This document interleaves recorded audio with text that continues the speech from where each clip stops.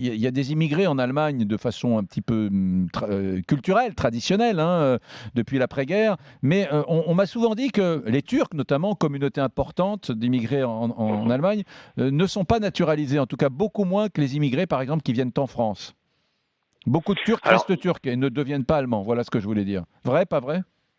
alors, c'était le cas du fait de la loi allemande Hmm. jusqu'au milieu des années 2000, je crois, Oui, où justement les enfants d'immigrés, alors une fois qu'ils atteignaient leurs 18 ans, ils devaient choisir entre la nationalité allemande et leur nationalité d'origine. Donc je pense que oui, c'est peut-être d'accord, ce qui explique la situation, mais depuis la loi a été changée et l'Allemagne reconnaît la double nationalité. d'accord.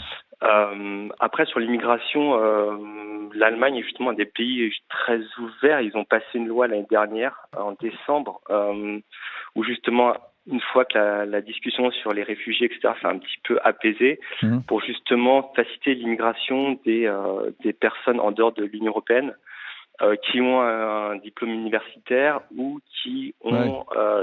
qui sont spécialisés dans des Oui, ben c'est de secteurs qui l'immigration sont en choisie, manque. ça. C'est de l'immigration choisie, Mmh. ça. Exactement, Ouais. exactement, Donc exactement, l'Allemagne pratique l'immigration choisie.